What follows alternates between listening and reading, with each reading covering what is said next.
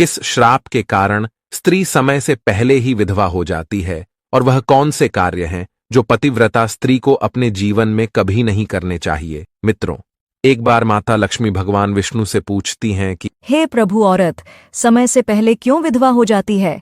तो भगवान विष्णु कहते हैं, आज अचानक से तुम मुझसे यह प्रश्न क्यों पूछ रही हो? तो माता लक्ष्मी कहती हैं, प्रभु, जब मैं आपसे मिलने के लिए आ रही थी तो मैंने मृत्युलोक में देखा कि 3 स्त्रियां जो आपस में सहेली थीं और उनमें से 2 स्त्रियां समय से पहले ही विधवा होकर दुखी जीवन व्यतीत कर रही थीं, जबकि उनमें से एक स्त्री सुहागन होकर के अपने पति के साथ सुखी जीवन जी रही थी।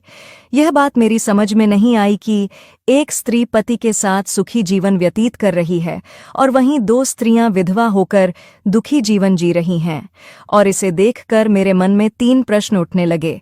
अब मैं आपसे यह चाहती हूँ कि आप मेरे तीनों प्रश्नों के उत्तर देकर मुझे संतुष्ट करने की कृपा करें। इस प्रकार माता लक्ष्मी की बात को सुनकर भगवान विष्णु कहते हैं, हे लक्ष्मी, तुम मुझे अपने तीनों प्रश्नों को निश्चिंत होकर बताओ। मैं तुम्हें तुम्हारे प्रश्नों के उत्तर देकर तुम्हें पूरी तरह से संतुष्ट करने का प्रयास करूंगा। अब माता लक्ष्मी कहती है, प्रभु, मेरा पहला प्रश्न है, कौन सी स्त्री समय से पहले विधवा हो जाती है और दुखी जीवन व्यतीत करती है?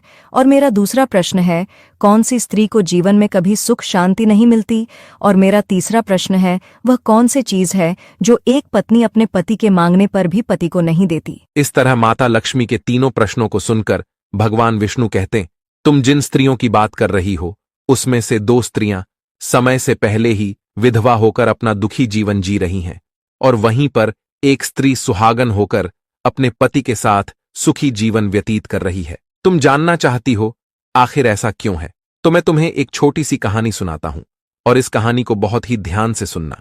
फिर माता लक्ष्मी कहती हैं, प्रभु, आप कहानी शुरू करो। मैं कहानी को पूरे मन से सुनूंगी, और जब तक आप कहानी सुनाएंगे तब तक मेरा मन किसी दूसरे स्थान पर नहीं जाएगा, और मैं आज अपने तीनों प्रश्नों का उत्तर जानकर ही रहूंगी। माता लक्ष्मी की यह बात सुनकर भगवान विष्णु कहते हैं, हे लक्ष्मी, सबसे पहले मैं तुम्हें उस स्त्री की कहानी सुनाना चाहता हूं जो सुहागन बनकर सुखी जीवन जी रही है। और जिस सुहागन स्त्री की तुम बात कर रही हो वह स्त्री और कोई नहीं बल्कि एक राजा के नौकर की पत्नी है। और वह स्त्री जिस नौकर की पत्नी है, उस नौकर को उस पर पूरा विश्वास है कि मेरी पत्नी एक चरित्रवान और पतिव्रता स्त्री है, जिसकी प्रशंसा वह नौकर अपने साथियों में बार बार करता रहता है। और भगवान विष्णु माता लक्ष्मी से कहते हैं कि एक दिन की बात है जब उस राजा के नौकर ने अपनी पत्नी की प्रशंसा इतनी ज्यादा की, यह बात धीरे धीरे फैलते हुए राजा के दरबार में पहुंच गई। और यह बात सुनकर राजा ने अपने नौकर को बुलाया और उस नौकर से राजा कहने लगे कि तुम हर किसी से कहते हो कि तुम्हारी पत्नी एक चरित्रवान और पतिव्रता स्त्री है। क्या वास्तव में तुम्हारी पत्नी एक चरित्रवान और पतिव्रता स्त्री है? और क्या तुमको पूरा विश्वास है कि तुम्हारी पत्नी एक पवित्र स्त्री है और तुम्हारे अलावा पराये मर्द को आंख उठाकर भी नहीं देखती, और इस बात का कोई साबूत है? राजा की इस बात को सुनकर नौकर कहने लगा, महाराज, मुझे अपनी धर्मपत्नी पर पूरा विश्वास है कि वह एक पतिव्रता स्त्री है और मेरे अलावा वह पराये मर्दों को नहीं देखती।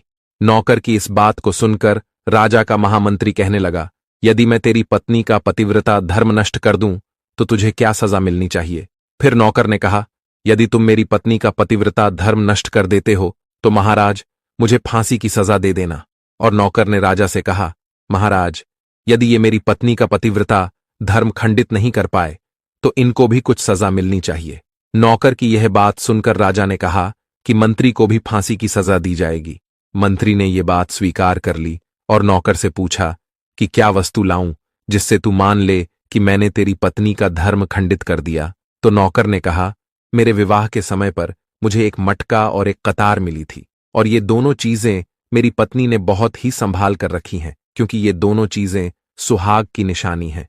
यदि तुम यह दोनों चीजें मेरी पत्नी से लाकर मुझे दिखा दोगे तो मैं मान जाऊंगा कि मेरी पत्नी का पतिव्रता धर्म तुमने नष्ट कर दिया है। तब मंत्री ने नौकर की यह शर्त स्वीकार कर ली और वह मंत्री शहर में जाता है और एक दूती से जाकर मिलता है, और जो काम कोई नहीं कर पाता वह काम वो दूती कर देती थी। और मंत्री ने उस दूती को सारी बात बताई और कहा, तू कैसे भी करके उस नौकर की पत्नी से मेरा संपर्क करवा दे। इसके बदले तुझे जितना धन चाहिए मैं उतना धन देने को तैयार हूं। इस तरह मंत्री की बात सुनकर दूती कहने लगी, मंत्री, तुम जिस औरत के बारे में बात कर रहे हो वो औरत पूरी तरह से पतिव्रता है और वो किसी के बहलाने फुसलाने से तुमको मटका और कतार नहीं देगी और वो तेरी ओर थूकेगी भी नहीं और उसके परिवार के व्यक्ति बहुत खूंखार है जो तेरी खाल उतार लेंगे। ये बात सुनकर मंत्री कहने लगा, यदि तू मेरा उससे संपर्क नहीं करवा सकती है तो एक काम कर दे, उसके घर जाकर उसका मटका और कतार चुराकर मुझे दे दे और उसकी पत्नी के गुप्तांग के पास यदि कोई निशानी हो तो वह निशानी मुझे देखकर बता दे, फिर मैं तुझे मुंह मांगा इनाम दूंगा, तुझे जितना धन चाहिए उतना धन मैं दूंगा, बस तू मेरा यह काम कर दे। मंत्री की ये बात सुनकर दूती धन के लालच में आ गई और उसने कहा, ठीक है, मैं तुम्हारा काम अवश्य करूंगी, लेकिन मुझे मुंह मांगा धन देना पड़ेगा। मंत्री ने कहा, ठीक है, और फिर दूती नौकर के घर जाती है और नौकर की पत्नी से जाकर बोलता है, बेटी, मैं तेरी पति की मौसी हूँ, मैं कई सालों के बाद आई हूँ। फिर उस नौकर की पत्नी ने कहा, आप इतने सालों बाद आई हैं, इसीलिए मैंने आपको पहले कभी देखा नहीं, इसलिए मैं आपको पहचान नहीं पाई। और इस प्रकार वो दूती उस नौकर के घर में मौसी बनकर घुस गई और नौकर की पत्नी ने दूती को मौसी समझकर बहुत सम्मान दिया, मगर उसे नहीं पता था कि यह एक दूती है और उसके साथ छल करने आई है। और वह दूती उस पतिव्रता स्त्री के साथ में 2 दिन तक रुकी और जिस समय वह स्त्री स्नान करने लगी तो दूती ने उठकर उस स्त्री की कमर रगड़ने लगी। उस पतिव्रता स्त्री ने बहुत मना किया, फिर भी वह दूती नहीं मानी और कहने लगी, तुम मुझे अपनी बेटी से भी ज्यादा प्यारी लगती हो तो मना मत करो, काफी दिनों के बाद में मेरी और तुम्हारी मुलाकात पहली बार हुई है। और ऐसा कहकर वह दूती मुख पर हाथ फिराने लगी, फिर आंखों को धुलने के बहाने से उस पतिव्रता स्त्री की आंखों में पानी मार दिया और उस स्त्री की आंखें बंद हो गईं। और इस तरह गुप्तांग के पास में जांघ पर एक तिल था जो दूती ने देख लिया और उसका काम बन गया। और जब स्नान करने के बाद में नौकर की पत्नी रसोई में खाना बनाने लगी तो दूती को मटका और कतार चुराने का मौका मिल गया और उसने मटका और कतार चुरा लिया और वहां से ये दोनों चीजें चुराकर भाग गईं और सीधा जाकर मंत्री के पास पहुंची और उस मंत्री को मटका और कतार दे दिया और उस नौकर की पत्नी के जांघ पर तिल की निशानी है ये भी बता दिया। और मंत्री मटका और कतार लेकर सीधा राजा के दरबार में जा पहुंचा और राजा से कहा, महाराज, मैं नौकर की पत्नी के साथ 2 दिन रहकर आया हूं और ये मटका और कतार उसी ने मुझे दिया है।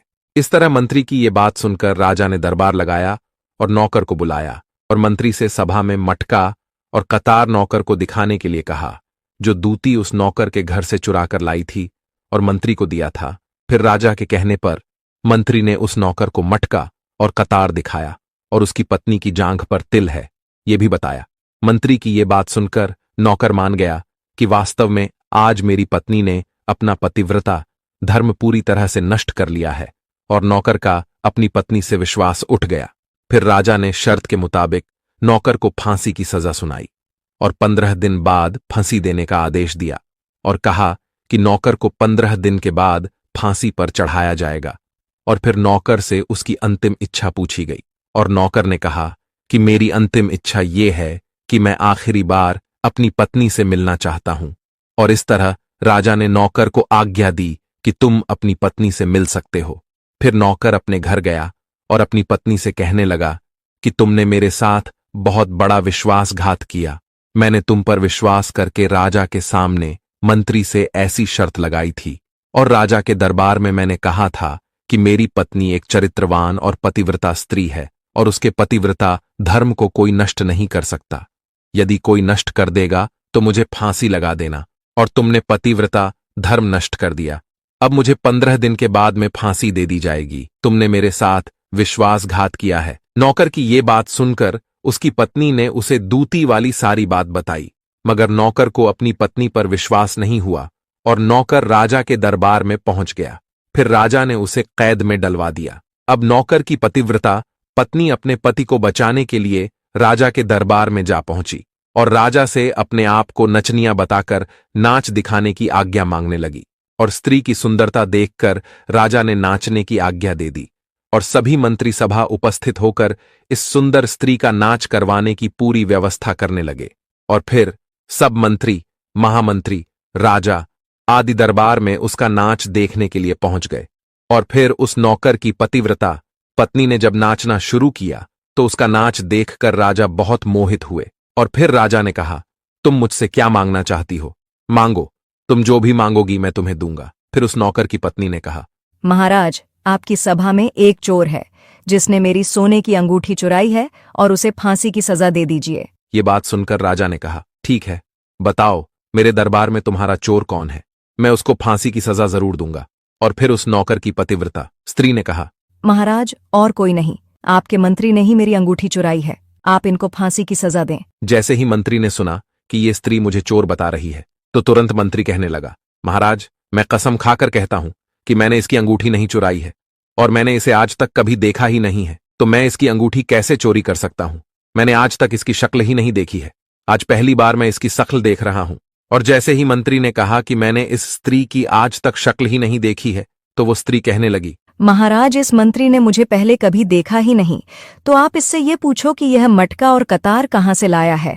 और मैं उसी नौकर की पत्नी हूँ जो आपके यहाँ पर नौकरी करता है और आप मेरे निर्दोष पति को फांसी पर चढ़ाने वाले हैं, इसीलिए मुझे नचनिया बनकर आना पड़ा।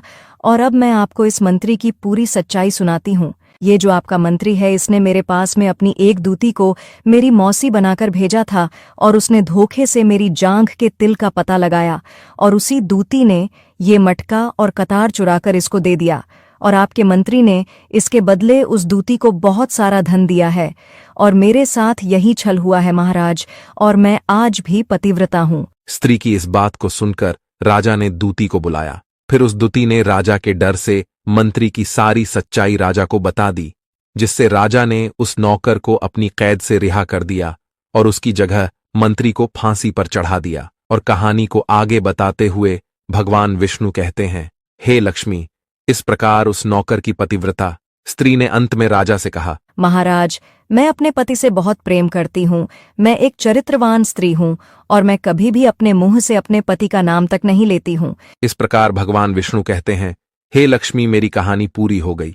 अब तुम अपने तीनों प्रश्नों के उत्तर सुनो। तुम्हारा पहला प्रश्न था, कौन सी स्त्री समय से पहले विधवा हो जाती है? तो जो स्त्रियां अपने मुंह से अपने पति का नाम लेती हैं और उनको हमेशा नाम से ही बुलाती हैं, वे स्त्रियां समय से पहले ही विधवा हो जाती हैं और बिना पति के दुखी जीवन व्यतीत करती हैं। क्योंकि यदि कोई स्त्री अपने पति का नाम मुंह से लेती है तो पति की उम्र कम हो जाती है और समय से पहले ही उस स्त्री के पति की मृत्यु हो जाती है और स्त्री समय से पहले ही विधवा होकर एक दुखी जीवन जीती है। बस यही कारण है कि तुम जिन 3 सहेलियों की बातें कर रही थीं, उनमें से 2 विधवा इसी कारण से हुई हैं और उनमें से एक नौकर की पत्नी थी जो पतिव्रता स्त्री थी। यह स्त्री कभी भी अपने पति का नाम मुंह से नहीं लेती थी, जिसके कारण वह आज भी सुहागन है और सुखी जीवन व्यतीत कर रही है। और वो दोनों स्त्रियों जो समय से पहले विधवा होकर दुखी जीवन जी रही हैं, वो हमेशा अपने पति को नाम लेकर बुलाती रहती थीं, जिसके कारण उनके पति की उम्र कम होती चली गई और फिर उन दोनों के पति की मृत्यु समय से पहले ही हो गई और दोनों स्त्रियां विधवा हो गईं और आज वह दुखी जीवन जी रही हैं। इसलिए किसी भी स्त्री को अपने पति का नाम अपने मुंह से नहीं लेना चाहिए। और तुम्हारा दूसरा प्रश्न था, कौन सी स्त्री को जीवन में कभी सुख नहीं मिलता है और वो पति के होते हुए भी सदा दुखी जीवन जीती है? तो समझ लो, जो स्त्रियां अपने पति की बिना अनुमति लिए किसी तीर्थ स्थान या उत्सव में जाती हैं, वो कभी सुखी जीवन नहीं जी पाती हैं। ऐसी स्त्रियां जीवन भर दुखी ही रहती हैं और उन्हें पति का प्रेम कभी नहीं मिलता। और भगवान विष्णु माता लक्ष्मी से कहते हैं, तुम्हारा तीसरा प्रश्न था कि ऐसी कौन सी चीज है जो एक पत्नी अपने पति को मांगने से भी नहीं देती है? तो समझ लो, वह चीज गाली है। एक संस्कारी और चरित्रवान स्त्री कभी भी अपने पति को गाली नहीं देती है और जो स्त्रियां अपने पति को गाली देती हैं, वो स्त्रियां कभी चरित्रवान नहीं होती और ऐसी स्त्रियां जीवन भर दुखी रहती हैं, उसके जीवन में कभी सुख नहीं आता और समय से पहले ही ऐसी स्त्रियां विधवा हो जाती हैं। और इस प्रकार माता लक्ष्मी कहानी सुनने के बाद में पूरी तरह से अपने तीनों प्रश्नों का उत्तर पाकर संतुष्ट हो जाती हैं और कहती हैं, क्या प्रभु, वास्तव में जो स्त्री चरित्रवान होती है वह कभी दुखी जीवन नहीं जीती है? तो भगवान विष्णु कहते हैं, नहीं, क्योंकि ऐसे घर में लक्ष्मी का सदा वास होता है और वह घर धन दौलत और खुशियों से हमेशा भरपूर बना रहता है और चरित्रवान स्त्रियां हमेशा घर को स्वर्ग बना देती हैं।